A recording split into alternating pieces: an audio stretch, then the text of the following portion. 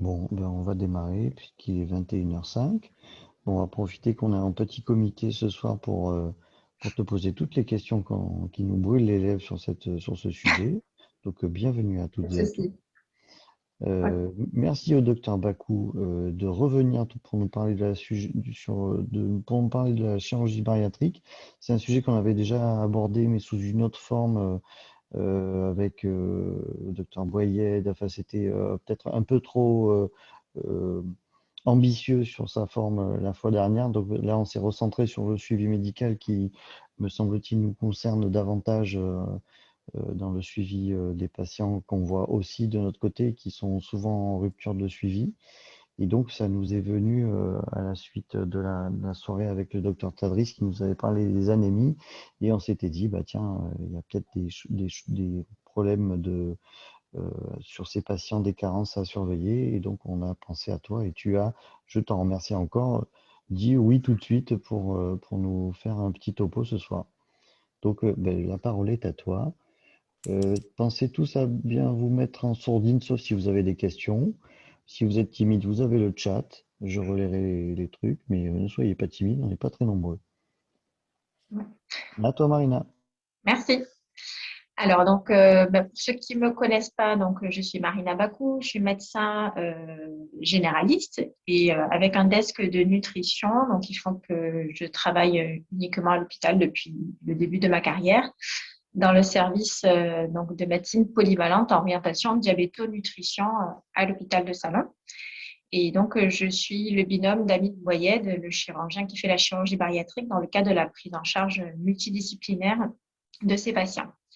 Voilà, la question, c'était surtout sur la prise en charge médicale post-chirurgie bariatrique. Et je pense qu'après, l'intérêt, c'est surtout d'interagir à la fin de ce petit topo sur les places de chacun. Mais j'ai quand même voulu commencer par replacer un peu la chirurgie, les différentes techniques pour remettre les idées à chacun sur exactement ce que l'on fait à l'hôpital. Donc, bon, bien sûr, on va parler d'obésité, qui est un excès, certes, de masse grasse, qui va entraîner surtout des conséquences néfastes pour la santé des patients. Et c'est vraiment une pathologie à part entière, donc qui n'a pas encore la LD30, mais qui le pourrait, parce que nos patients qui souffrent d'obésité ont vraiment un mal-être global, à la fois physique, psychologique et social. Et c'est pour ça que souvent, ils en viennent après un long parcours vers la chirurgie de l'obésité. Ces patients souffrent au quotidien, notamment de jugements de valeur, à la fois des personnes qui les entourent, mais aussi de toute la collectivité. Tout ça dans des stigmates sociaux de poids normal qui, qui leur rappellent au quotidien qu'ils ne sont pas comme la norme le voudrait. Donc, l'histoire naturelle de l'obésité. L'obésité, c'est une pathologie d'un organe qui est diffus dans tout l'organisme, qui est le tissu adipeux. Donc, ce tissu adipeux, il est augmenté en quantité, puisque les personnes qui ont une obésité ont quand même plus de 50% de leur poids qui est composé de tissu adipeux, contre 20 à 30% chez les personnes qui ne sont pas obèses. Mais cet organe est donc différent parce qu'il y a plus d'adipocytes et ils sont plus gros. Et le problème de l'obésité, c'est qu'au fur et à mesure des variations de poids, on va avoir à la fois une augmentation du nombre de cellules graisseuses, mais aussi une augmentation de leur taille, qui font que dès que les patients vont prendre du poids, les cellules graisseuses vont augmenter en taille et en nombre. Quand ils vont reperdre du poids, ils vont diminuer en taille, mais pas en nombre. Et donc, dès qu'il va y avoir une reprise de poids, un lâcher-prise sur le contrôle de l'alimentation, ils vont encore plus augmenter et il va y avoir une inflation encore plus importante. Donc, c'est pour ça qu'il y a ce yo-yo pondéral et que souvent, ils ont du mal à s'en sortir avec seulement une alimentation équilibrée, parce que c'est vraiment une prise en charge pluridisciplinaire qui fait que certains en viennent à une prise en charge plus stricte, notamment la chirurgie de l'obésité. Donc, le problème de l'obésité, ce sont toutes ces conséquences qu'on peut retrouver à la fois au niveau métabolique, avec le diabète, les dyslipidémies, la NASH, dont on entend beaucoup parler en ce moment, les problèmes cardiovasculaires, l'hypertension, les problèmes respiratoires avec les apnées du sommeil et aussi ostéo-articulaires, bien que ce soit au final handicapant au quotidien, mais moins grave pour la santé. Il y a une augmentation du nombre de cancers et bien sûr une altération de la qualité de vie qui souvent fait qu'ils en viennent à une solution plus radicale. Donc, la chirurgie bariatrique s'est développée dans les années 50. Initialement, c'était surtout des chirurgies malabsorptives, des courts-circuits jéjunaux iléaux qui avaient des complications très importantes à distance, notamment en termes de malabsorption. Et au fur et à mesure des années, les techniques se sont développées, le but étant qu'elles soient moins malabsorptives et qu'il y ait moins de complications. Dans la fin des années 90, début des années 2000, on a vu un essor de la chirurgie de l'obésité, notamment avec des anneaux gastriques qui ont été beaucoup posés, avec pas souvent un encadrement adapté. Souvent, c'était fait par des chirurgiens, mais sans suivi médicaux. Les patients étaient peu vus, souvent perdus de vue. Et du coup, on a eu beaucoup de complications, à la fois mécaniques et aussi métaboliques, avec beaucoup de reprises de poids. Du coup, fin des années 2000, en 2009, la Haute Autorité de Santé a décidé de mettre des règles dans cette chirurgie de l'obésité. Et maintenant, on a tous un cahier des charges que l'on doit suivre. Cette prise en charge doit être pluridisciplinaire. On doit avoir une évaluation préopératoire suffisamment longue et surtout pouvoir assurer un suivi aux patients dans de bonnes conditions. Donc, l'objectif de la chirurgie bariatrique, c'est une perte pondérale qui va se maintenir sur le long terme. Le but étant de casser le cercle vicieux du yo-yo pondéral. Tout ça pour améliorer les comorbidités liées à l'obésité, augmenter l'espérance de vie de nos patients obèses qui est diminuée du fait de leur obésité morbide, améliorer leur qualité de vie et bien sûr pour la société, avoir aussi un bénéfice économique parce qu'en diminuant les pathologies associées, diminuant les arrêts de travail, ça a un coût très important pour la société. On parle de réussite de la chirurgie de l'obésité quand on a réussi à faire perdre plus de 50% de l'excès de poids des patients. Donc, on essaye de leur expliquer ça dès le début, que l'objectif de la chirurgie, ce n'est pas d'obtenir un poids normal. Alors, au début, ils comprennent très bien, mais au fur et à mesure qu'ils vont perdre du poids, souvent, ils tendent vers obtenir un poids normal et souvent, on va avoir à ce moment-là des restrictions qui peuvent être à l'origine après de carences alimentaires et donc de carences vitaminiques. On parle également de réussite si on a obtenu un IMC inférieur à 35, notamment pour des patients qui avaient des obésités massives, plus de 50 d'IMC. Bien sûr, notre objectif, ce ne sera pas de les sortir de l'obésité, il ne faut pas avoir un objectif irréaliste. Mais si déjà on arrive à les sortir de l'obésité sévère, c'est vraiment gagné. Par contre, on parle d'échec quand on a une perte d'excès de poids inférieure à 25%. Et le critère d'accessibilité, c'est que vraiment les patients qui s'engagent vers une chirurgie de l'obésité s'engagent normalement à venir régulièrement au suivi pré- et post-opératoire et ils doivent habiter près de leur centre de chirurgie bariatrique pour que si jamais il y a un problème, ils puissent venir le plus rapidement possible. Donc, cette semaine, moi, j'ai vu une patiente qui vient de Neuilly-Plaisance, dans le 93. Je lui ai quand même signifié que même si elle voulait venir se faire opérer sur Salon, parce que sa cousine s'était faite opérer chez nous, et ça serait bien mieux qu'elle trouve un centre près de chez elle, parce que si elle a des complications ou quoi que ce soit, il faut que ça puisse être près de son domicile. Donc, rapidement, les différents types de chirurgie de l'obésité que l'on trouve en France. Donc, on a des chirurgies restrictives, notamment donc l'anneau gastrique que l'on va poser à l'extérieur de l'estomac sous célioscopie et qui va être relié à une tubulure puis un boîtier sous la peau. Donc, au début, l'anneau est positionné non gonflé.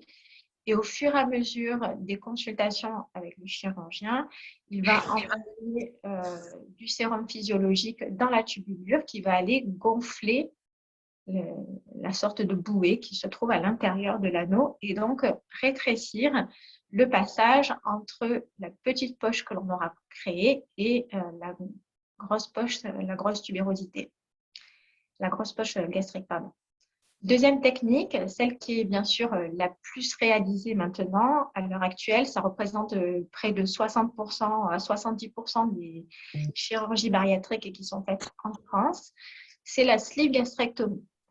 Donc, la sleeve gastrectomie, on va faire un manchon de notre estomac, c'est-à-dire qu'on va enlever les 2/3 de l'estomac et on va garder que ce tuyau-là. Donc, du coup, les gens vont avoir un estomac plus petit, vont avoir une restriction alimentaire, ils vont plus rapidement ne plus avoir faim. Et en plus de ça, comme on va enlever la zone où est sécrétée la gréline, on a aussi une diminution de la sensation de faim. Donc, on a moins faim et une satiété plus précoce. Cette chirurgie donc, est assez facile à réaliser, bien qu'il y ait besoin d'une rangée de 3 agrafages, plus après des sutures manuelles. Il y a quelques complications, notamment au début, dans les premiers mois qui suivent la chirurgie, et notamment avec les fistules. Donc, on prévient les patients que si jamais ils ont des signes de complications, il faut surtout qu'ils nous contactent rapidement. Et le troisième type que l'on fait sur salon, c'est le bypass gastrique, qui est donc là un court-circuit. On va suturer le haut de l'estomac et le relier avec le bas de l'intestin grêle.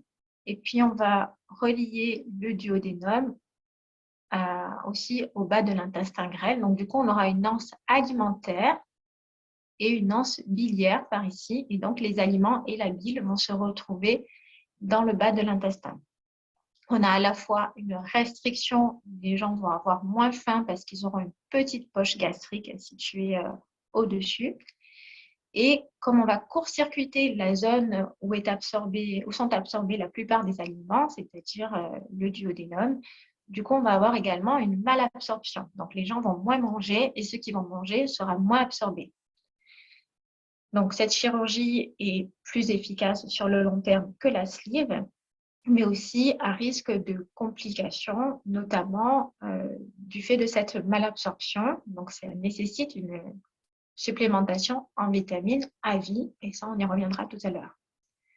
Le dernier type de chirurgie, ce n'est pas le dernier, mais un autre type de chirurgie qu'on a eu fait momentanément sur salon, mais qui maintenant, depuis plusieurs années, est restreint à des centres vraiment très spécialisés. Il n'y a que quelques centres, je crois, moins de 5 centres en France qui le font. C'est le bypass en oméga, qui est appelé mini bypass parce qu'il y avait une suture de moins que dans le bypass, mais qui n'a dominé que son nom parce qu'il a pu entraîner des carences en vitamines très, très sévères, des grosses dénutritions. Et donc, c'est pour ça qu'il est vraiment restreint à certains centres. Dernière chirurgie, c'est la dérivation duodéno-pancréatique, mais ça, on ne le fait pas sur l'hôpital. C'est vraiment réservé à vraiment quelques centres très pointus, notamment sur Nice. Donc, les indications de la chirurgie de l'obésité, des techniques chirurgicales, elles vont varier. Donc, en général, l'anneau gastrique, on en fait encore quelques-uns par an, mais là, on va vraiment sélectionner les patients à qui on peut poser des anneaux. C'est des patients qui doivent être très réguliers dans leur suivi parce qu'ils vont avoir besoin d'un resserrage régulier. Souvent, c'est des patients qui seront peut-être plus jeunes, qui n'auront pas un IMC très important et peu de comorbidité. Et surtout, il faut qu'il n'ait pas de hernie hiatale, parce que ça, c'est vraiment une contre-indication importante. Même si l'anneau peut être enlevé, il peut quand même faire pas mal de dégâts. Et notamment, on a vu chez des patients qui ont régulièrement des reflux, des vomissements surtout, vont après léser leur œsophage, vont diminuer la contractilité de l'œsophage. Et ça, après, ça peut donner des séquelles à vie, même si on enlève l'anneau. Donc, vraiment, il faut qu'on ait une sélection importante de ce type de patient. Donc, la sleeve, généralement, c'est pour des IMC qui sont entre 35 et 45. On peut aller jusqu'à 50, mais il faut vraiment que ce soit des personnes qui vont avoir principalement une alimentation importante en quantité, donc hyperphagique. La plupart du temps, ça se fait dans un premier temps. Souvent, c'est les patients qui veulent absolument cette chirurgie-là. Et la contre-indication, c'est les reflux invalidants. Parce que si les patients ont déjà des reflux importants, du fait du montage chirurgical, les reflux vont être majorés. Et dans ces cas-là, ça peut être parfois très, très invalidant. Et le traitement, c'est de faire un bypass par la suite. Dernière chirurgie, donc le bypass. Souvent, c'est la chirurgie un peu la dernière qui est possible. Donc, bien souvent, ça va être fait pour les patients qui ont des IMC plus importants. Quand il y a un échec d'anneau, aussi quand il peut y avoir un échec de sleeve. C'est la chirurgie de première intention chez les diabétiques parce qu'on a vu que c'est avec cette chirurgie qu'on avait une rémission la plus importante du diabète, pas forcément une guérison, mais on parle plutôt de rémission. Et c'est contre-indiqué chez des patients qui vont avoir des pathologies intestinales qu'il faudra surveiller, notamment tout ce qui est polype, mais aussi quand il y aura des traitements spécifiques où on a vraiment une nécessité d'un monitorage précis de leur absorption, parce que parfois on a des absorptions qui peuvent être limitées en termes de médicaments, notamment tout ce qui est antiépileptique, traitement des greffes, tout ça, et on ne peut pas se permettre que l'absorption ne soit pas la même d'un jour à l'autre.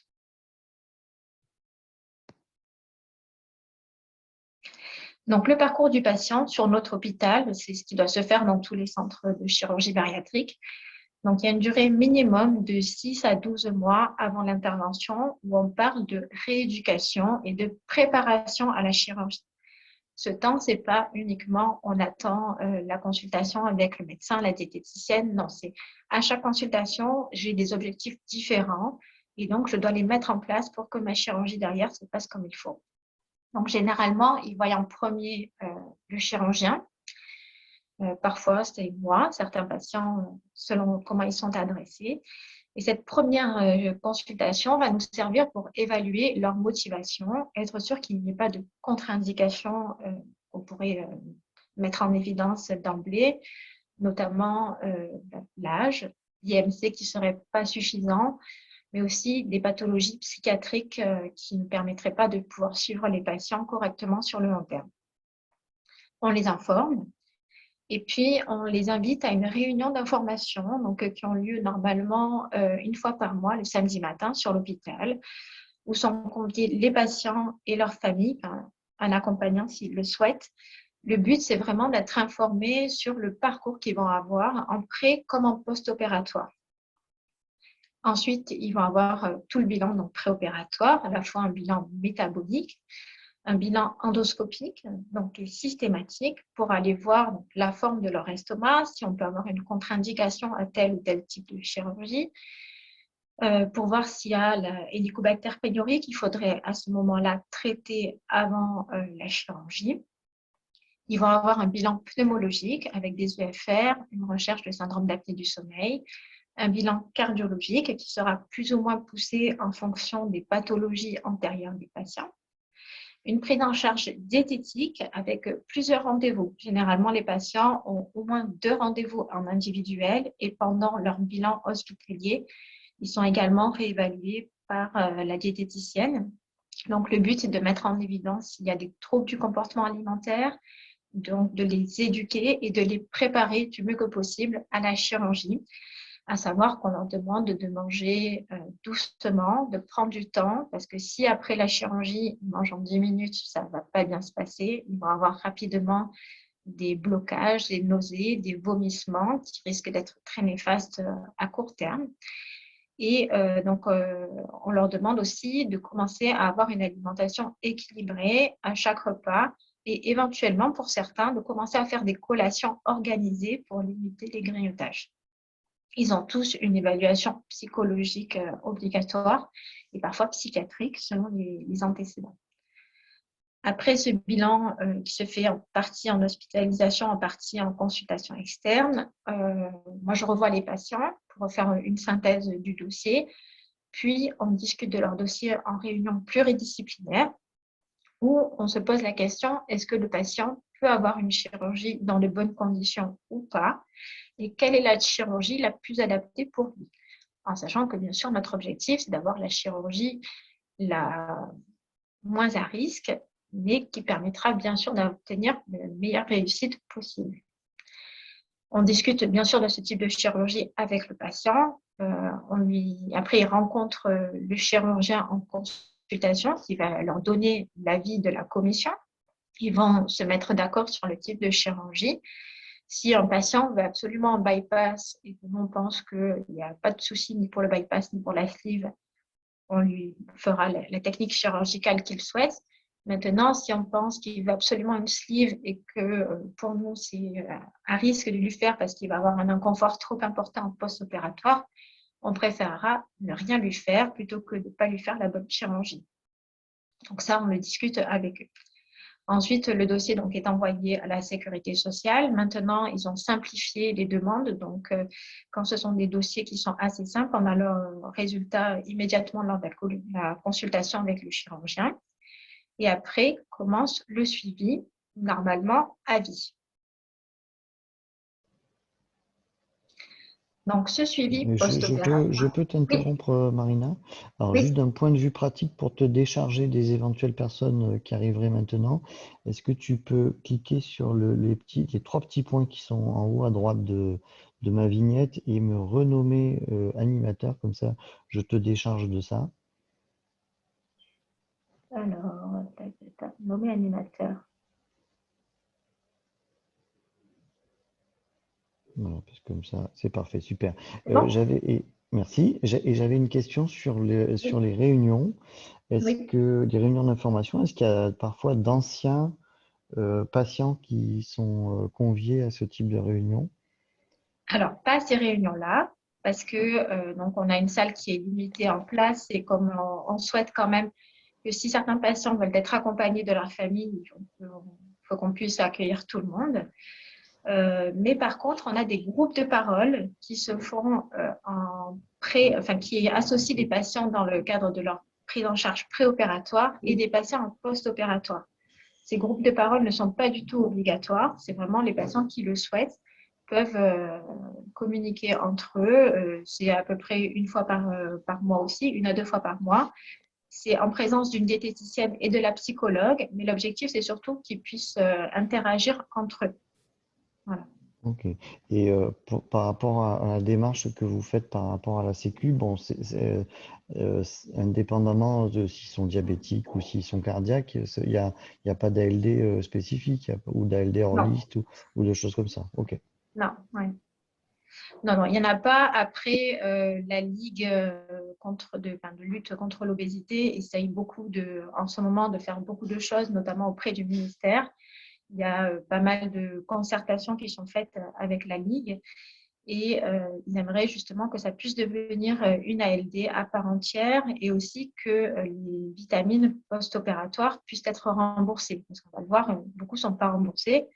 Et parfois, ça fait partie des freins pour que les patients arrêtent la supplémentation des vitamines et les dosages de ces vitamines.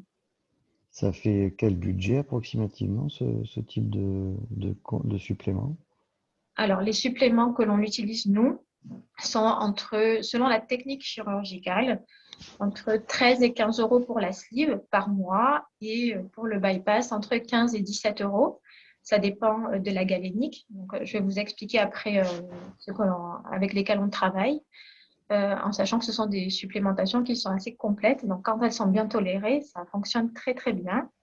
Et le problème, c'est que le laboratoire demande aux patients de commander pour 3 mois ou pour 6 mois. Donc, il faut qu'ils le prévoient dans leur budget. Mais après, ce n'est pas si cher non plus. Beaucoup nous mettent ça sur le tapis quand même. Ah oui.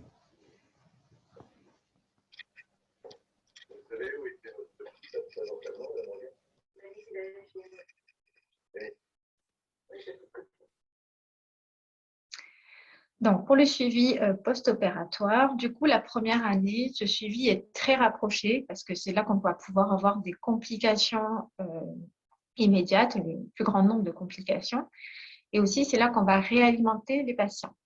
Donc, la première année, moi, par exemple, je vois les patients à 1 mois, à 3 mois, à 6, 7 mois, parfois à 9 mois, s'ils ont du diabète notamment et qu'il faut réajuster leur traitement. Et puis après, à 12 mois, puis tous les 6 mois, puis 1 fois par an. Mais certains patients ont besoin d'être revus encore tous les 6 mois, notamment quand ils reprennent du poids. Donc là, il n'y a pas de souci, on reprend un suivi un peu plus rapproché. Ils sont vus par le chirurgien à 1 mois, 6 mois, 12 mois, et par la diététicienne à 3 semaines, 15 jours après. Et après, c'est tous les 3 mois à peu près, s'ils le souhaitent. Voilà, le but, c'est vraiment de réadapter nos discours sur la réalimentation, de savoir à chaque fois ce qu'ils peuvent manger ou pas, et de voir où ils en sont de leurs vitamines. Donc, à chaque consultation, vous avez dû le voir, moi, mes comptes rendus, c'est toujours pareil, mais en fait, souvent, c'est comme ça aussi que je fais lors de mes consultations pour ne rien oublier. Donc, je leur demande toujours qu'est-ce qu'ils font comme activité physique et je pose ça en première question parce que c'est important de leur expliquer que la mise en place de l'activité physique est très importante, pas tellement dans la perte de poids, mais en tout cas dans la limitation de la perte de masse musculaire. Et surtout, ça sera important pour leur bien-être psychologique, qui va permettre de limiter après la reprise des grignotages et limiter la reprise de poids. Ensuite, on parle de leur alimentation, savoir ce qu'ils arrivent à manger, est-ce qu'ils font bien les repas et les collations, parce que bien sûr, comme ils ne peuvent pas manger des grandes quantités, on va leur demander de fractionner les repas. Donc, au repas, il faut qu'ils aient à chaque repas, le midi et le soir, des légumes, des féculents et des protéines. Les protéines aux 2 repas, parce qu'ils ne vont pouvoir en manger qu'une toute petite quantité. Donc, pour limiter les carences, il faut qu'ils en aient aux 2 repas. Et on leur demandera de prendre le produit laitier et le fruit en collation. On demande aussi quelle est la durée des repas. Ça, c'est très important parce que s'ils mangent trop rapidement, ils vont être très rapidement bloqués, étant donné que leur estomac sera diminué, sera restreint. Donc, du coup, ils ne vont pas pouvoir manger des grosses quantités et ils nous le disent très rapidement, je bloque, du coup, j'ai envie de vomir, j'ai un inconfort, j'ai besoin de me lever. Donc, tout ça, on l'a travaillé normalement avant l'intervention, mais bien souvent, ils nous disent qu'ils prennent le temps de manger, mais au final, ils ne le font pas. Et ils arrivent en post-opératoire et comprennent pourquoi on leur avait demandé de prendre le temps de manger. Donc, l'objectif, c'est de manger au moins en 20 minutes. Ça veut dire qu'ils vont fractionner leur repas. À chaque bouchée, ils vont attendre avant d'en reprendre une autre. Et le mieux, c'est au moins une demi-heure. Ensuite, on va leur demander qu'est-ce qu'ils boivent, s'ils ont bien arrêté les sodas et s'ils boivent bien en dehors des repas. Parce que s'ils essayent de boire pendant qu'ils mangent, mais ils ne pourront pas manger par la suite puisque l'eau aura pris toute la place dans l'estomac. Et bien sûr, après, comment ils vivent l'amaigrissement. Certains le vivent très bien, certains ont du mal à se retrouver dans leur corps, certains ont du mal à voir le changement du regard des autres vis-à-vis d'eux-mêmes. Donc ça peut être parfois perturbant. Et comment ils vivent leur nouveau corps parce qu'ils ont peut-être idéalisé un corps post-chirurgie bariatrique et pas forcément ce qu'ils vont retrouver, notamment du fait des dystrophies parfois assez importantes, surtout au niveau de l'abdomen, mais aussi au niveau des cuisses et au niveau des bras. Et puis, donc, on fait un bilan métabolique et vitaminique à chaque consultation. Donc, le but de ces bilans et de ce suivi, ça va être donc de déterminer est-ce qu'il y a des complications ou pas, dépister les carences sur le long terme. Chez les patients qui ont eu un bypass gastrique, mais parfois chez certaines sleeves aussi, de voir s'ils ont des malaises qui pourraient évoquer des dumping syndromes. Donc, ce sont des hypoglycémies fonctionnelles, réactionnelles au fait que les aliments, notamment les glucides, donc certainement les glucides rapides, tout ce qui est fruits, bonbons, biscuits, mais aussi parfois des féculents, vont arriver trop rapidement dans l'intestin, vont être digérés trop rapidement. Du coup, on va avoir une hypersécrétion d'insuline qui va être à l'origine d'hypoglycémie réactionnelle. Mais normalement, le corps est bien fait et donc très rapidement, on va sécréter du glucagon et le foie va fournir des glucides. Mais ils peuvent avoir quand même ce malaise, sentir vraiment une hypoglycémie, une sensation de flush, de chaleur. Et donc, on leur dit, dans ces cas-là, il faut s'asseoir, se poser et attendre, ça va passer tout seul le temps que le corps réagisse. Surtout, ce qu'il faut éviter, c'est de trop se resucrer après ce genre de malaise, parce que sinon, ils vont avoir un rebond, ils vont refaire un malaise par derrière. Et puis après, on leur explique que pour éviter ces malaises, il faut éviter de prendre des glucides de façon isolée et fractionner au maximum les repas. Ces dumpings peuvent arriver assez précocement après la prise de glucides, dans les 30 minutes, ou plus tardivement, vers 2 heures, 2 heures et demie.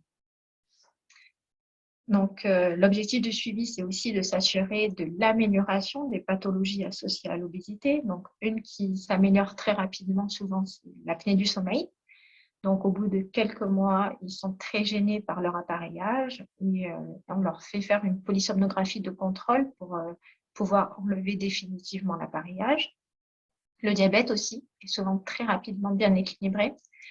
Donc, quand ils sont diabétiques, moi, je leur programme déjà une diminution de leur traitement pour le post-opératoire. Et puis, à chaque consultation, on réévalue ce traitement-là. Souvent, on a une régression du diabète, parfois une rémission, mais on les avertit dès le début que la guérison du diabète ne doit pas être une motivation pour la chirurgie bariatrique parce que bien souvent, le diabète va quand même réapparaître quelques années après. Et puis, bien sûr, le but du suivi, c'est aussi toutes les personnes, les jeunes femmes qui sont en âge de procréer, de pouvoir améliorer leur fertilité du fait de la perte de poids et après programmer les grossesses. Donc, le bilan biologique qui est réalisé, donc ce bilan, on le fait pour la consultation à 3 mois. On ne le fait pas plus tôt parce que normalement, ils ont été supplémentés en vitamines et ils arrivent à la chirurgie avec un bon taux de vitamines.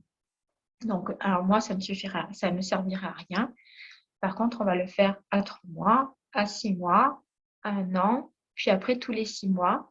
Et puis après, quand le suivi est annualisé, je leur fais quand même des ordonnances pour qu'ils le fassent dans l'intervalle et qu'ils vous montrent leur bilan pour supplémenter des carences s'il y en avait. Donc, on fait bien sûr la NFS, le bilan rénal, l'albumine, pour voir un peu s'ils n'ont pas des défaillances en apport protidique, le bilan hépatique, la glycémie, l'hémoglobine glyquée, la TSH, le bilan lipidique et un bilan vitaminique complet. Pour les bypass, on rajoute dans le bilan vitaminique la vitamine B1 et la vitamine B6. Si elles sont normales, donc on le fait à partir de 1 an. Et puis après, si c'est normal, on le fait à peu près tous les 2 ans. Parce que s'ils prennent bien leurs vitamines, généralement, il n'y a pas de carence dans ce type de vitamines qui arrive. Donc, la supplémentation multivitaminique, elle va être différente en fonction du type de chirurgie. Donc, pour la slim comme pour l'anneau, parce qu'on a pour quand même importance, on dit aux patients que l'anneau aussi, si on mange moins, si on a des vomissements, on peut avoir des carences en vitamines. Donc, du coup, on va les mettre un peu dans le même panier que pour la slim.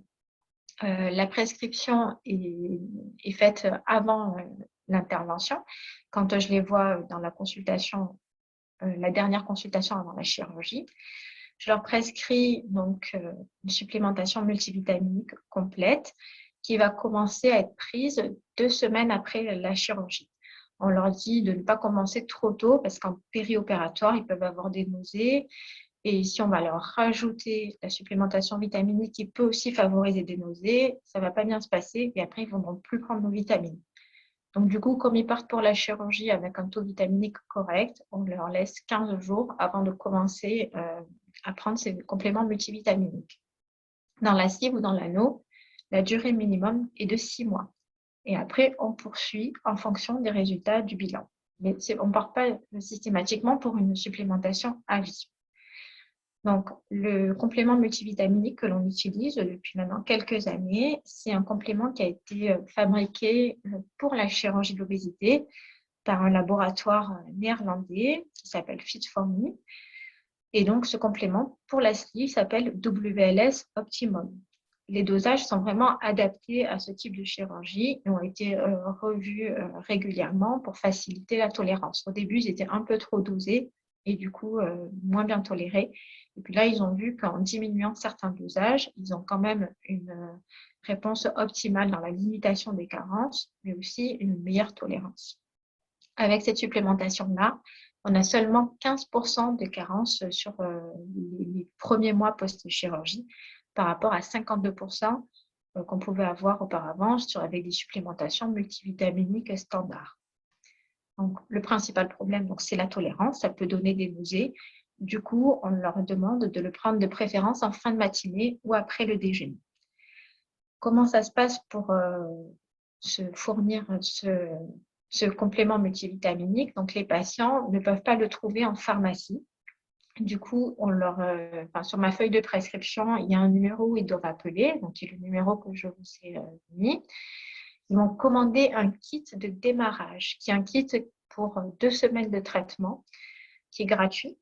Du coup, ils vont essayer pendant 15 jours. Et s'ils tolèrent bien les premiers jours, il n'y a pas de problème par la suite. Ils vont rappeler et s'engager pour 3 mois ou pour 6 mois de traitement. Si jamais ils ne tolèrent pas la supplémentation qui est prescrite, à ce moment-là, moi, je les revois, comme je les revois à 1 mois, ils me disent je n'ai pas toléré et je vais repartir sur une supplémentation comme on faisait auparavant, avec un complément multivitaminique de pharmacie, donc qui n'est pas pris en charge non plus par la sécurité sociale. Donc, je vous ai mis quelques exemples, la zinc, forme et vitalité, Bion 3, Elivit B9, Surgiline ou Vexipas. Mais ceux-là ne sont pas suffisamment complets. Donc, on est obligé d'y rajouter du fer, de la vitamine B12, de la vitamine B9 et de la vitamine D. Et après, on ajustera la supplémentation en fonction des bilans à 3 mois, à 6 mois, à 3 mois, à 6 mois, à 1 an, puis au fur et à mesure. C'est un coût financier, mais si les patients le savent dès le début, généralement, ça ne leur fait pas grand-chose s'ils sont bien cortiqués de dépenser une quinzaine d'euros par mois pour leurs vitamines. Donc, sur ce tableau-là, je ne sais pas si vous le voyez. Alors, voilà. Il y a justement la composition de nos vitamines, donc WLS Optimum, qui sont spécifiques à la sleeve. Donc, c'est soit en une gélule par jour, soit c'est un comprimé à croquer et qui est associé à un petit comprimé de fer. Voilà. Donc, du coup, le coût va dépendre s'ils ont choisi la gélule ou le comprimé à croquer. Donc, il y a des apports qui sont vraiment assez importants, notamment en vitamine B12, mais ça a été quand même ajusté parce qu'on sait que c'est la vitamine avec le fer qui sont le plus souvent manquantes en post-chirurgie bariatrique. Et on voit qu'on a des apports qui sont assez importants pour toutes les vitamines.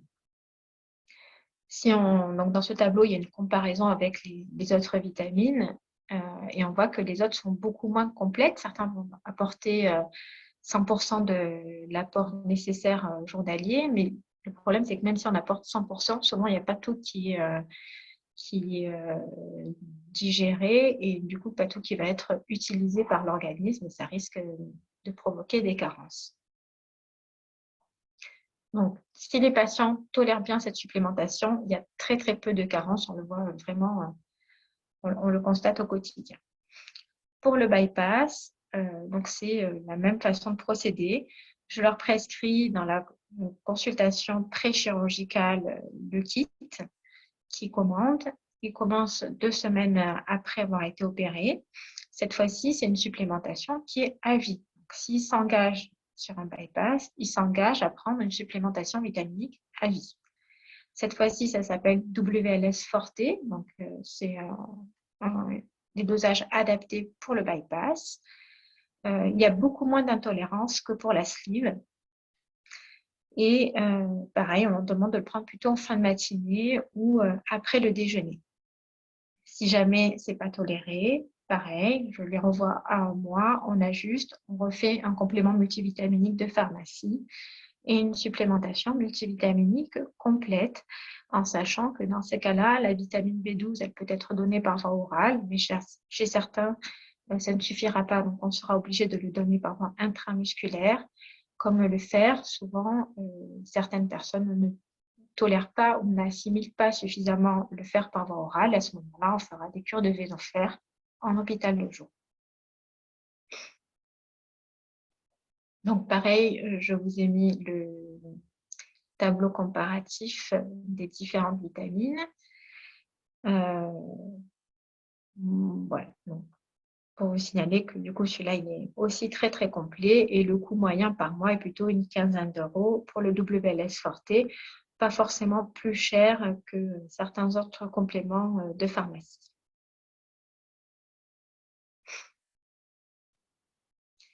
Donc, à Salon, on suit les recommandations de la HAS. On n'a pas décidé de faire nos petits Gaulois, on fait comme tout le monde.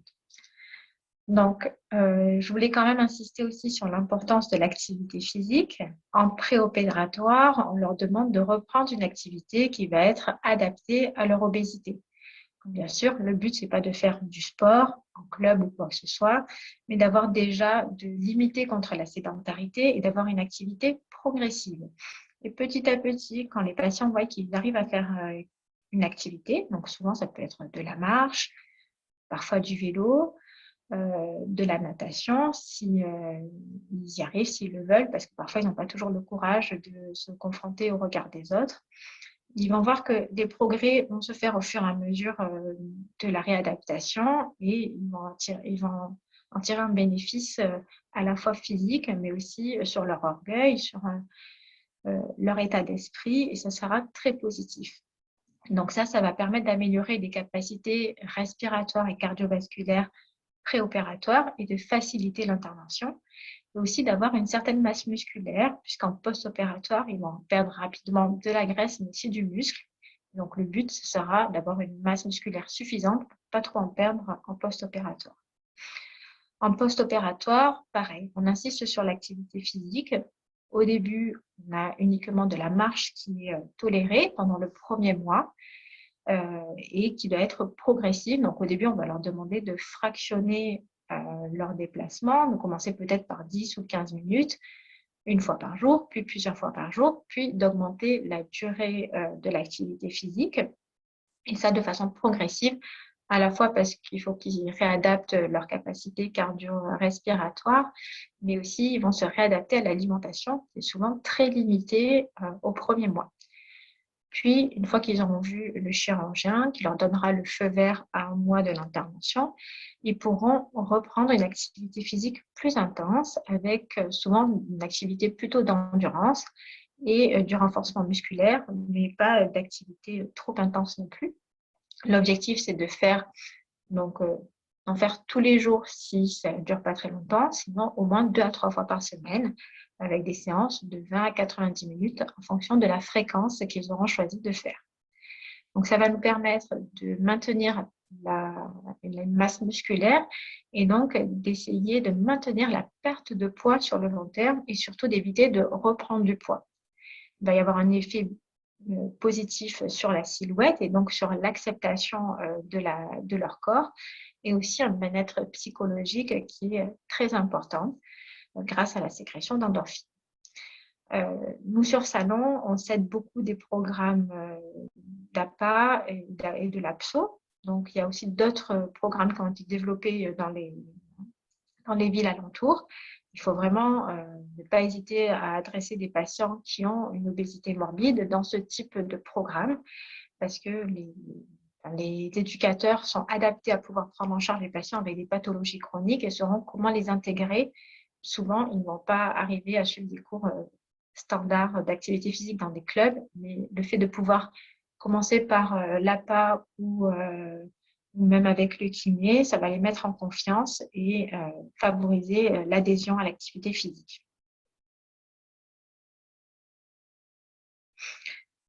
Donc, les complications nutritionnelles, notamment par rapport au bypass, elles peuvent être de plusieurs ordres. Tout d'abord, elles vont dépendre du statut vitaminique préopératoire. Donc, c'est pour ça qu'on fait toujours un bilan en préopératoire pour corriger d'éventuelles carences. Puis, on aura un épuisement plus ou moins rapide des réserves. Donc, notamment la vitamine B1, ça dure 3 ans. La vitamine B12, ça peut durer jusqu'à 4 ans. Donc, la vitamine B1, 3 mois. La vitamine B12, jusqu'à 4 ans. Donc, les carences en vitamine B12, souvent, elles arrivent un peu plus tard. Donc, c'est important de continuer à suivre nos patients, même si au début, en post-opératoire immédiat, ils n'ont pas forcément de carences. Ça peut arriver sur le long terme. Ces carences, elles sont dues à une diminution des apports, bien sûr, Et il y a aussi, donc, ils peuvent manger des quantités plus petites, mais il y a certains aliments qui ont du mal à être tolérés et donc ils vont avoir une alimentation moins structurée qui va favoriser des carences. Ensuite, on aura un défaut d'assimilation au niveau de l'estomac parce que les aliments seront moins en contact avec l'acidité et donc avec le facteur intrinsèque, notamment pour la carence en vitamine B12, mais aussi pour l'assimilation du fer et du zinc. Et puis, du fait du court-circuit, donc les vitamines ne seront plus absorbées au niveau du duodénum, et ça va favoriser les carences. Donc, les carences nutritionnelles, parfois, elles peuvent avoir des conséquences assez importantes, notamment quand les patients sont perdus de vue. Donc, on a déjà vu des gaillets verniqués. Ça arrive, non, une fois on l'a vu, et c'est assez... on le retrouve pas mal dans la littérature. Souvent, c'est des personnes qui vont beaucoup vomir et qui vont arriver, par exemple, à l'hôpital. Et du fait des vomissements, il va avoir des perfusions de glucose sans supplémentation en vitamines. Et là, on creuse la carence en vitamine B1 notamment, et ça peut donner des séquelles neurologiques irréversibles. On peut donc avoir aussi des anémies carentielles parce que le fer, la vitamine B12, les folates sont moins bien absorbés. On a vu arriver, moi j'ai vu une patiente avec un scorbut. Alors, je ne connaissais pas ça, mais elle s'est présentée avec une fragilité cutanée importante, notamment pas mal d'hématomes. Et en fait, c'est dû à une carence en vitamine C. Donc, il faut y penser. Souvent, on ne le dose pas en systématique parce que c'est payant.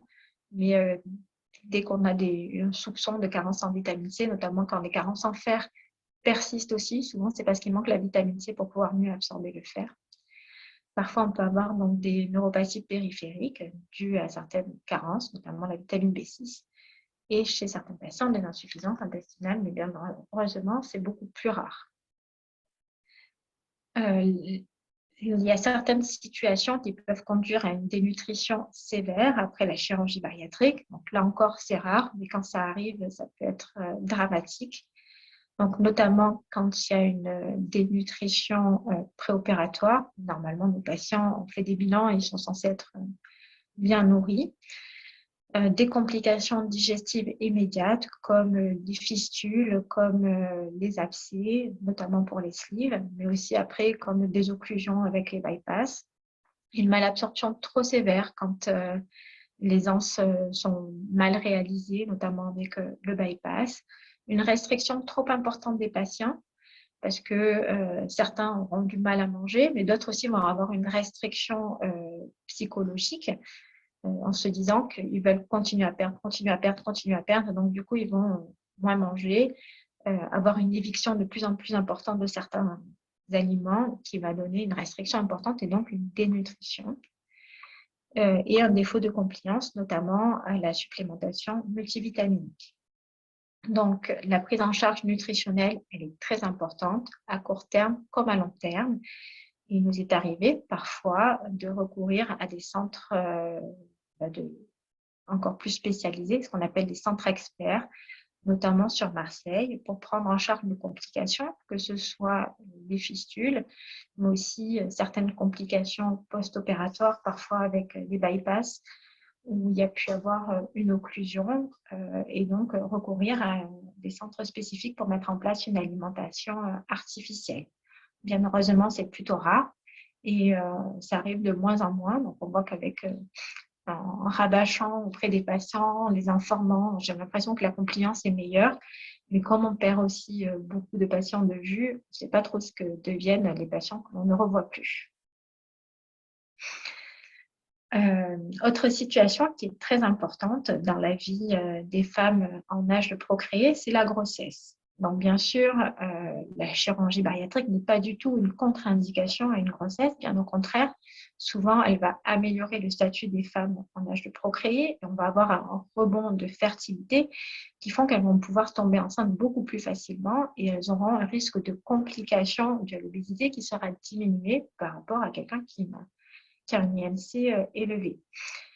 Mais il est vraiment très important que le poids soit stabilisé avant de débuter une grossesse. Donc, on leur recommande d'attendre 12 à 18 mois et d'attendre notre feu vert pour être sûr qu'il n'y ait pas de carence avant de débuter la grossesse, parce que parfois, certaines carences vitaminiques peuvent favoriser des malformations fœtales. Chaque année, on voit quand même des grossesses qui arrivent dans les quelques mois qui suivent la chirurgie de l'obésité.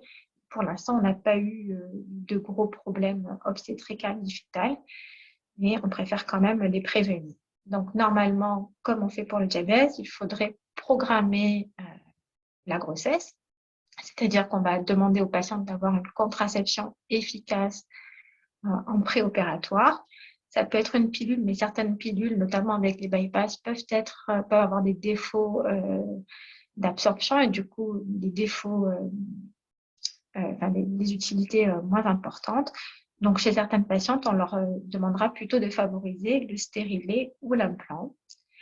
Une fois qu'elles ont décidé d'une grossesse et qu'on leur a donné le feu vert, on vérifie qu'il n'y ait pas de carence vitaminique.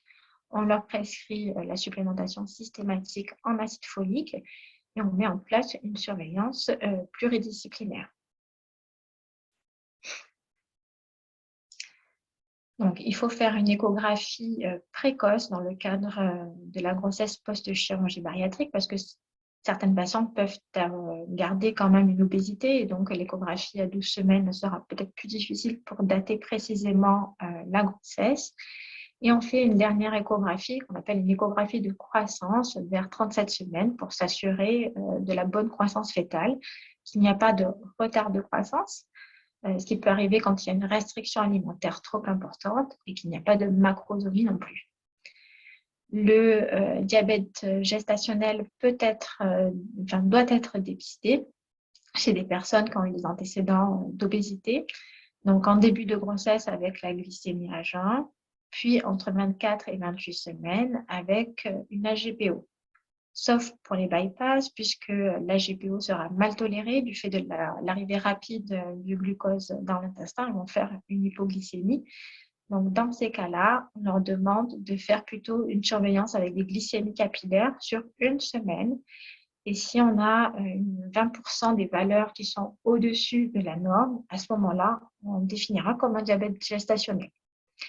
La prise de poids recommandée doit être limitée pendant la grossesse, comme pour des personnes qui n'ont pas eu d'obésité. Et donc, si l'IMC reste au-dessus de 30, on leur recommande de prendre pas plus de 5 à 9 kilos pendant leur grossesse.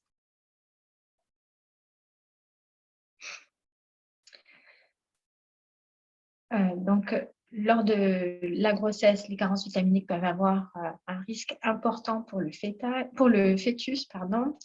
Du coup, on va leur recommander une supplémentation vitaminique avant la grossesse et pendant la grossesse.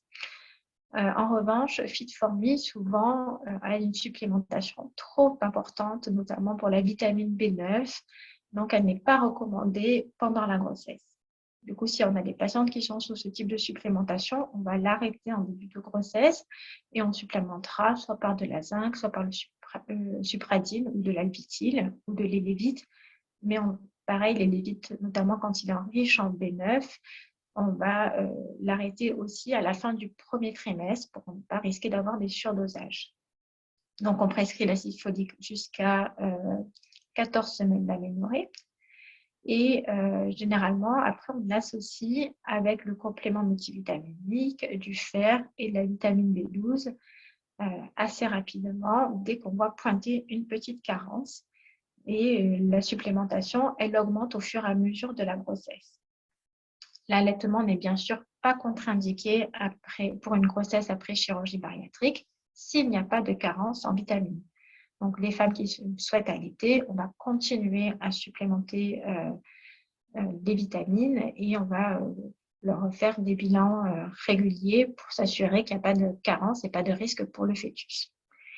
Et les patientes, donc, elles sont vues tous les 2 à 3 mois pendant la grossesse et après, je les revois à 3 mois de l'accouchement avec un nouveau bilan pour faire le point sur leur alimentation et sur les carences vitaminiques. Donc, au final, quelle est votre place dans la prise en charge de ces patients obèses? Alors, tout d'abord, j'ai envie de dire que la première des places, elle est dans la prévention. Du fait de la forte prévalence de l'obésité, vous êtes les interlocuteurs privilégiés de nos patients et notamment des familles. Et donc, il est très important de prévenir l'obésité dès la petite enfance, en éduquant d'abord les parents, parce que bien souvent, on voit qu'au final, l'alimentation des parents peut être déplorable. On le voit dans les diabètes gestationnels, donc on est obligé de leur expliquer ce qu'il faut manger. Et après, le but, c'est qu'ils puissent continuer, dès la naissance des enfants, à leur donner une alimentation adaptée et que devrait suivre toute la famille. Ensuite, donc, pour les enfants, il faut qu'ils, bien sûr, un poids et une taille à chaque consultation avec une réalisation des courbes de poids, de taille et d'IMC pour rechercher un rebond d'adiposité précoce, d'autant plus qu'il y a une obésité dans la famille. Et il faut utiliser des consultations obligatoires ou certaines occasions, notamment comme les certificats pour l'activité physique, pour parler de l'alimentation, vérifier que celle-ci soit bien équilibrée parce qu'elle fait vraiment beaucoup défaut dans nos jeunes générations. Pour l'adulte, une période très adaptée à la prévention, c'est la grossesse. Ça me permet de sensibiliser nos patientes, de leur expliquer que l'alimentation équilibrée est importante pour elles et pour le fœtus. Ça permet de limiter la prise pondérale et d'anticiper donc l'alimentation de l'enfant à naître. Il y a aussi des situations qui sont à risque où il faut essayer d'être vigilant et de conseiller le patient avec, bien sûr, pas des régimes, mais des conseils de bon sens et d'une alimentation équilibrée. C'est tout ce qui est traitement orexigène, les corticothérapies, certains traitements psychotropes, le sevrage du tabac et les syndromes dépressifs. Le dépistage précoce de cette obésité va pouvoir instaurer une prise en charge précoce et du coup améliorer le pronostic. Donc, il faut penser à peser les patients aux consultations. Si on peut mesurer le tour de taille ou le tour de hanche, à la fois pour définir le risque cardiovasculaire, mais aussi pour voir l'évolution une fois qu'une prise en charge aura été instaurée. Il faut analyser aussi si le patient est en demande qu'on le prenne en charge pour son poids, savoir s'il se sent concerné par ce problème-là ou pas, parce que certains ne vont pas oser en parler, mais ça peut les impacter au quotidien. D'autres n'auront aucun problème avec leur poids, a priori, et donc ne seront pas du tout sensibles au message que l'on pourra leur donner. Et c'est vraiment important de choisir un moment où ils seront les plus réceptifs pour mettre en place cette éducation. Il faut rechercher les comorbidités et s'il y a un doute sur une étiologie à cette obésité, notamment l'hypercorticisme, ce genre de choses, mettre en place un bilan étiologique. Vous pouvez penser à la chirurgie de l'obésité quand les patients n'arrivent pas à perdre du poids sur le long terme en réadaptant l'alimentation. Bien sûr, c'est intéressant aussi de les adresser à des diététiciens pour avoir une alimentation équilibrée et limiter les régimes trop restrictifs. Et aussi à des psychologues, parce que bien souvent, les obésités importantes viennent de traumatismes psychologiques qu'ils ont pu avoir dans l'enfance, chez les adultes jeunes, dans leur parcours de vie qui est parfois assez difficile.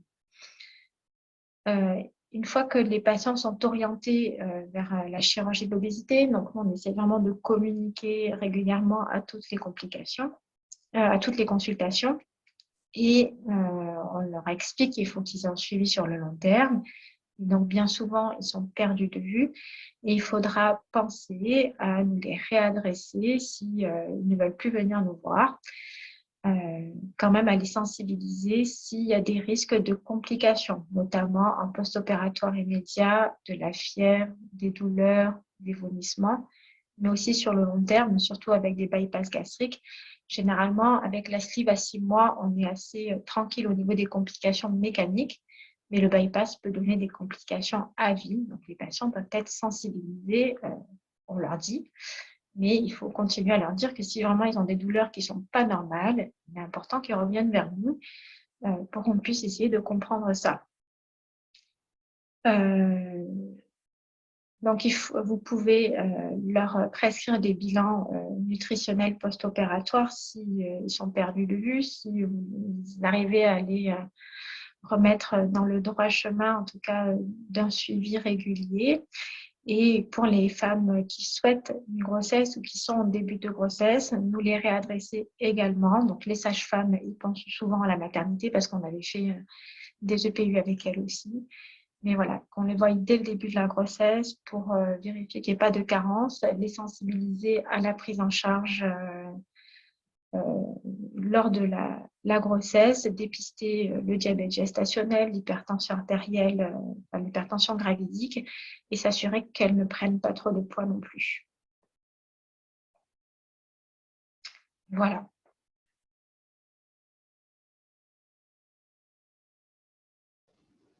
Merci beaucoup, Marina.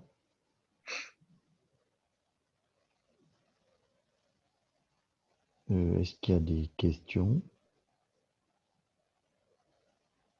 Bon, tant que les autres trouvent le bouton, j'en ai une évidemment. Tu as parlé tout à l'heure pour, je crois que c'était pour, faut pas que je dis des bêtises, sinon ça va pas le faire. C'était pour la sleeve, que l'une des contre-indications, c'était un RGO sévère, c'est ça? Mm. Euh, Après, j'avais la notion que de toute façon, l'obésité ou le surpoids ou a fortiori l'obésité était favorisé le RGO ou le pyrosis. Donc, Mm. comment tu fais enfin, ça me paraît difficile de juger d'une contre-indication de chirurgie, puisque s'ils sont obèses, ils vont avoir davantage de RGO pénibles. Et si tu les opères pas, bah, du coup, ils vont encore grossir et du coup, ça va encore plus à augmenter le RGO. Enfin, peut-être que mon raisonnement n'est pas bon, mais Non, non. j'ai trouvé ça curieux. Oui, alors en effet, l'obésité abdominale fait de ça, vraiment de la localisation au niveau de l'abdomen, peut favoriser les reflux. Mais si on a des patients qui ont des reflux importants, notamment déjà avec des œsophagites au niveau de la fibroscopie, on peut se dire qu'on peut tenter faire une sleeve, mais si il y a des lésions qui sont importantes et des lésions d'endobrachioœsophage, à ce moment-là, on favorisera le bypass. On peut leur faire une chirurgie, on peut leur proposer une chirurgie, mais on leur proposera plutôt le bypass qui va corriger aussi les reflux et qui va limiter d'aggraver cet endobrachioœsophage. Ok, oui, d'accord. Et d'ailleurs, depuis 2 ans maintenant, on a pour recommandation de faire systématiquement en post-sleeve. Alors, ils disent entre 1 an et 3 ans, puis après, obligatoirement à 5 ans, à 10 ans, puis tous les 5 à 10 ans, des fibroscopies, même chez les patients asymptomatiques, pour s'assurer qu'il n'y ait pas des reflux importants, des endobrachioésophages et des barrettes qui se développent parce que les patients ont des augmentations des reflux, même s'ils n'ont pas de symptômes.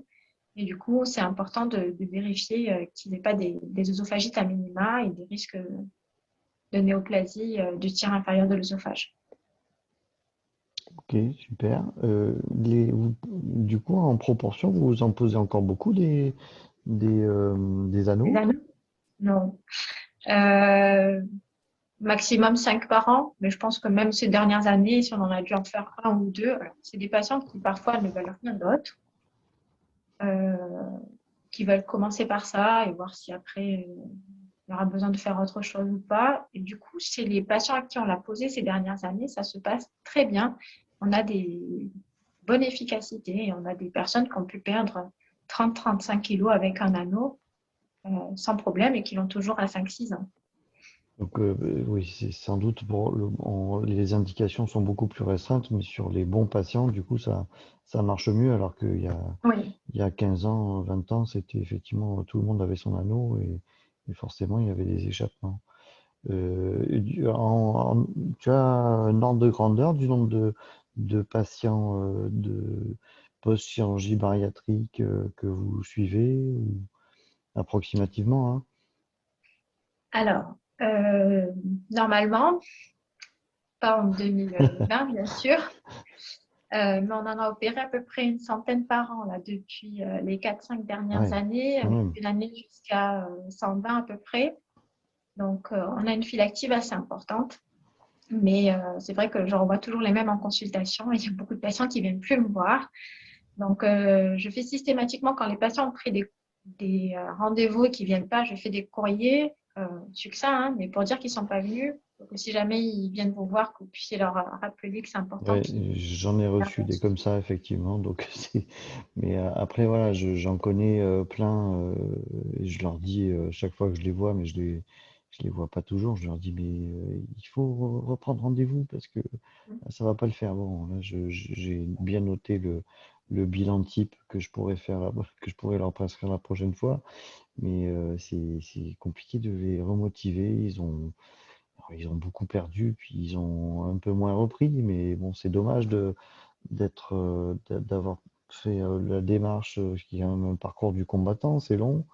C'est dommage de pas qu'ils n'assument pas le suivi derrière, c'est bien dommage.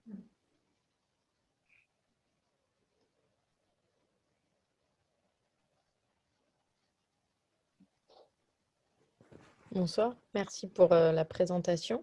J'avais une question qui sort un petit peu de la présentation, mais par rapport aux compléments vitaminiques, en fait. Parce que c'est vrai que j'ai eu parfois les questions de patients tout à fait standards, mais qui me demandent s'il y a des compléments vitaminiques qui sont meilleurs que d'autres.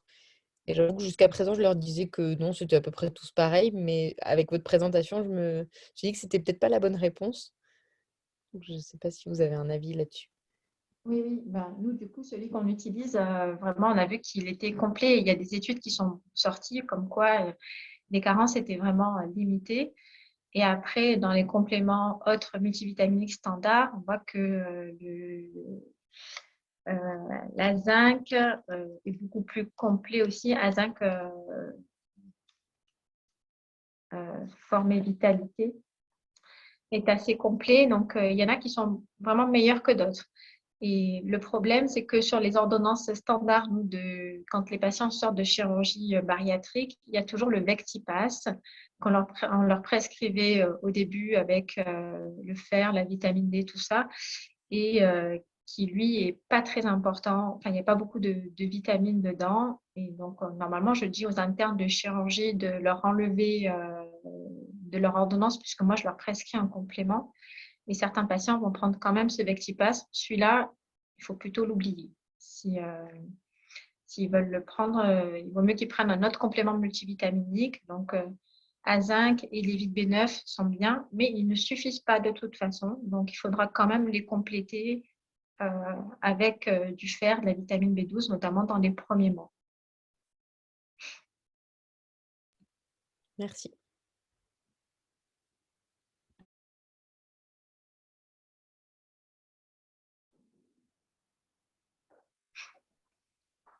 J'aimerais poser une question sur une notion qui m'a interrogé, c'est la perte d'excès de poids. J'aimerais savoir comment on définit la perte d'excès de poids. Euh, En fait, on essaye d'évaluer le poids qu'ils ont en trop par rapport au poids normal. C'est-à-dire, donc, moi, quand je leur explique ça quand on fait les réunions d'information, je prends toujours l'exemple très, très caricatural d'une patiente qui ferait 1,60 m et 120 kilos. Donc, par exemple, si on dit que le poids normal, c'est jusqu'à peut-être 70 kilos, vraiment dans la norme, hein, donc IMC à 25, et qu'après, elle peut être en surpoids, du coup, elle a à peu près une cinquantaine de kilos en trop, donc c'est l'excès de poids. Et du coup, on parle d'une réussite de la chirurgie bariatrique si elle aura perdu plus de 50% de cet excès de poids, donc plus de 25 kilos. Du coup, elle restera certainement en obésité ou en surpoids, mais la chirurgie aura quand même marché parce que l'objectif de la chirurgie, ce n'est pas un poids normal, mais c'est une perte de poids suffisamment importante sur le long terme pour limiter les comorbidités. D'accord, ok. Voilà. Donc, du coup, parfois, ils ont des désillusions parce que quand ils commencent à perdre du poids, ils vont perdre de plus en plus. Mais on leur explique quand même, rappelez-vous comment vous étiez avec 30 kilos en plus. Voilà. Donc, il faut arriver à avoir un objectif rationnel. Alors, j'ai eu 2 cas d'objectifs dépassés, en fait. C'est-à-dire que les gens avaient c'était 2 dames dont l'objectif avait été largement dépassé. Et vous en parliez tout à l'heure, les gens qui maigrissent et on ne maîtrise plus la chose, c'est assez compliqué parce qu'il y a une distorsion de l'image et les personnes se voient toujours grosses en fait. Hein, donc, et elles me le disent bien clairement. Donc il y a vraiment une prise en charge psychologique qui est très très importante. Hein. Oui. Donc, nous, quand on a des troubles du comportement alimentaire de type anorexie mentale qui peuvent arriver après cette perte de poids. Et du coup, on les réoriente vers notre psychologue. On leur explique, hein, voilà, il faut qu'ils fassent un travail sur l'image corporelle. Alors, on peut aussi leur dire de s'aider dès le début de la perte de poids avec des photos. Parce que souvent, quand ils vont regarder leur propre image dans un miroir, ils vont garder l'image qu'ils ont dans leur tête. D'eux, ils vont avoir du mal à s'en détacher. Par contre, s'ils prennent une photo, ils vont avoir un peu plus de recul et donc arriver à visualiser leur perte pondérale. Mais il y a vraiment un travail avec la psychologue qui est très important, à la fois pour les troubles du comportement type anorexie, mais aussi pour les reprises, les grignotages, tout ça.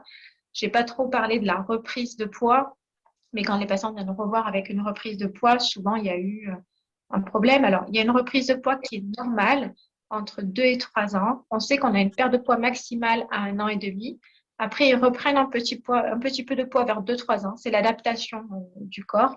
Et après, normalement, ils se restabilisent. Donc ça, on leur explique aussi avant qu'ils soient opérés. Mais si on voit que cette reprise de poids est plus importante, on les réoriente bien sûr vers la diététicienne, vers la psychologue, parce qu'il doit y avoir autre chose qui peut expliquer qu'ils aient repris du poids. Donc, dans les 2 cas, notre psychologue est assez aidante. Il faut que juste qu'ils arrivent pareil, qu'ils acceptent d'y retourner. Voilà. C'est ça le plus difficile.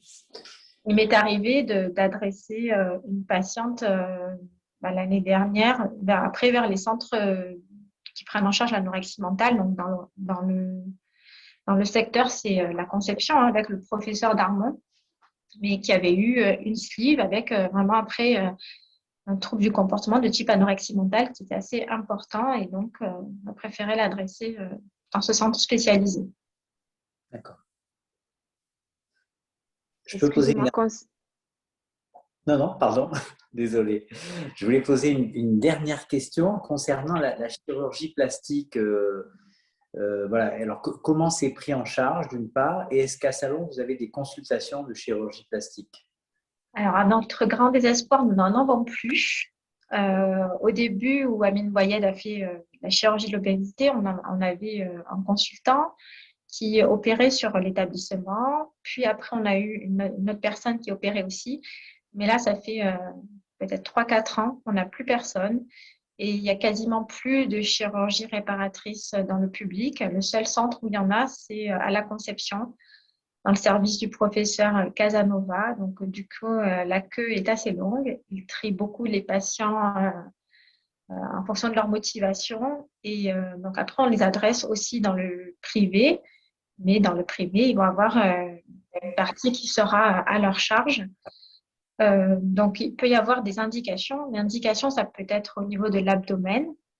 Mais pour ça, il faut qu'il y ait la peau qui dépasse le pubis. D'accord. Voilà, une ptosie abdominale assez importante. Il peut y avoir aussi la face interne des cuisses ou les bras.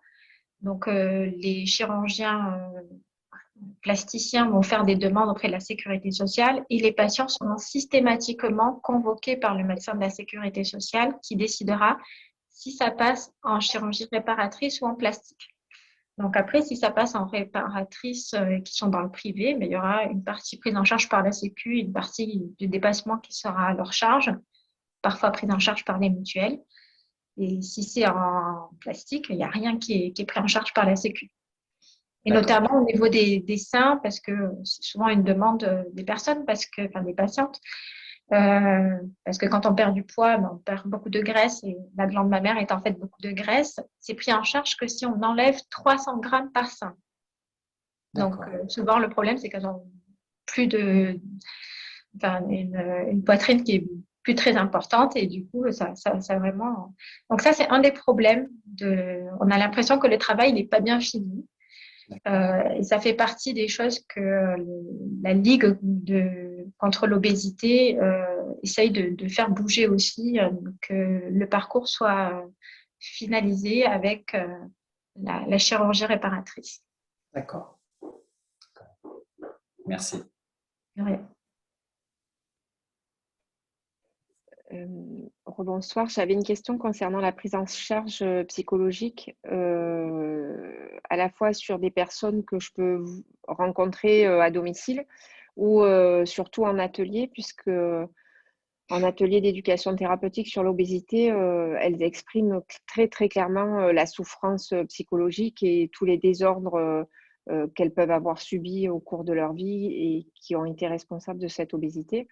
Néanmoins, aujourd'hui, à part les mutuelles qui vont rembourser peut-être une consultation, il n'y a pas de solution.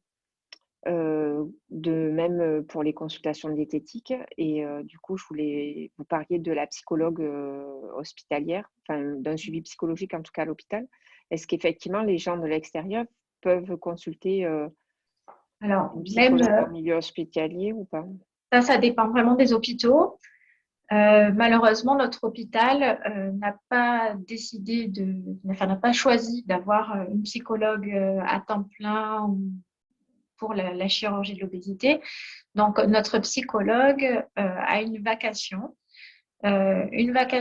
pour les groupes de parole et elle a une demi-journée par semaine de vacation pour les suivis post-opératoires. Mais pour le préopératoire, l'hôpital n'a pas voulu qu'elle voie les patients sur l'établissement. Donc, du coup, c'est du privé. Les patients vont à son cabinet. Ils payent la consultation 50 euros.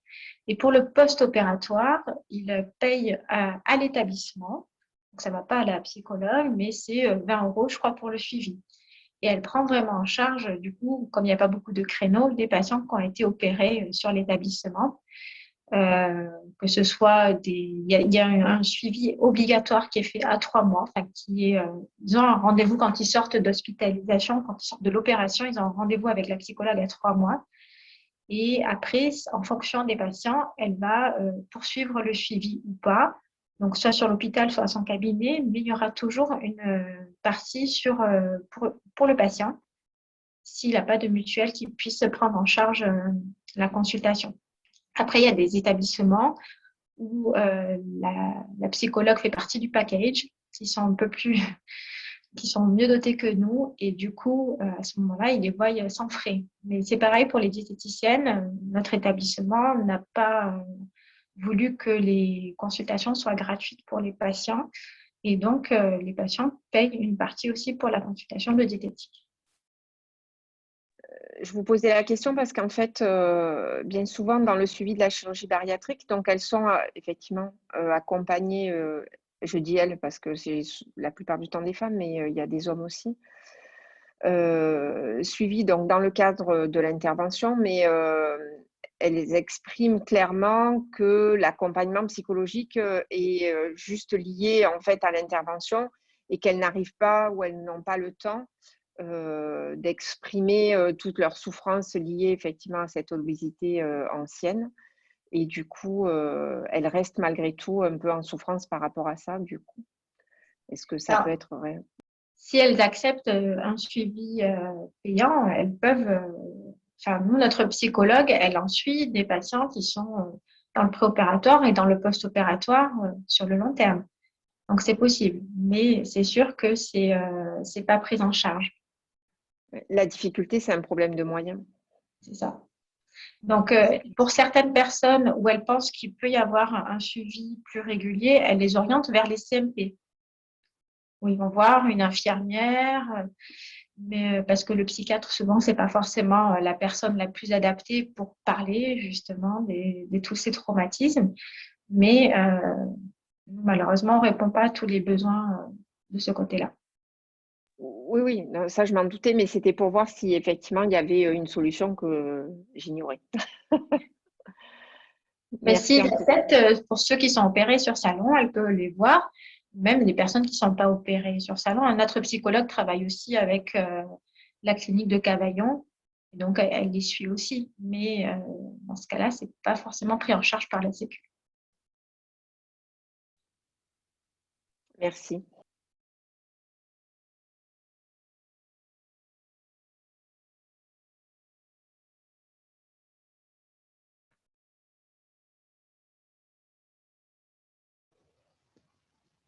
Mais une petite dernière question, ou il y en a pas? Oui, non, peut-être. Soyez pas timide. Ça va, tu mords pas, Marina, je crois, hein. Non, ça va. Bon, moi, j'ai l'impression que on a répondu à toutes les questions. Donc, encore une fois, Après, merci beaucoup. je voulais dire aussi que si jamais vous avez des patients qui ont été pris en charge par d'autres établissements et qui ont besoin d'une prise en charge quand même d'un suivi, on les voit aussi. On ne voit pas que ceux qui sont opérés, enfin, en tout cas moi au niveau médical et notre chirurgien, le docteur Boyed, on peut prendre en charge aussi les patients qui ont été opérés dans d'autres régions. Souvent, on voit des nouvelles patientes arriver pendant la grossesse parce que, comme je vous disais, les sages-femmes me les adresser systématiquement. Mais voilà, si vous voyez qu'il y a des patients qui ont déménagé, qui n'ont plus de suivi, on peut aussi les prendre en charge en post-opératoire, même s'ils n'ont pas été opérés sur l'établissement. Ok, super. Bon, eh bien, on va clôturer sur ces bons mots. Merci encore, Marina. Merci à vous. Juste une chose, peut bénéficier du diaporama ou est-ce que c'est possible? Oui, alors je peux l'envoyer, je ne sais pas comment je peux l'envoyer, mais je peux l'envoyer en mail peut-être. Ouais, tu me Oui. l'envoies par PDF et puis je le mettrai sur le site avec la vidéo. Donc, j'en profite pour vous dire à tous là que j'ai mis quelques diaporamas et quelques vidéos des séances précédentes. Donc, je suis devenu youtubeur à l'insu de mon plein gré grâce à Zoom. Et donc, je vais mettre cette vidéo sur le site dès qu'elle sera chargée. Et donc, je mettrai aussi le diaporama si vous voulez zoomer sur le pourcentage de vitamine B2. J'imagine que ça vous intéresse. Et donc, merci encore. Le mois prochain, ça sera décalé parce que le deuxième jeudi du mois, c'est jeudi l'Ascension, donc c'est férié. Donc, on décalera exceptionnellement au troisième et donc on parlera d'un sujet comme d'habitude qui n'a rien à voir avec ce soir, c'est les plagiocéphalies et les craniosténoses par un neurochirurgien pédiatrique, un sujet qu'on n'avait jamais abordé. Je n'ai pas connaissance qu'on ait abordé ça depuis que je m'occupe de l'asso et donc je vous encourage à venir parce que c'est vraiment le spécialiste de la Timone qui s'occupe de ça. Voilà, je vous souhaite à tous une bonne soirée. Merci Merci. encore pour ta présentation, Marina, et puis à bientôt tout le monde. Bonne Merci. soirée. Au revoir. Merci beaucoup. Bonne soirée. À bientôt. Au revoir.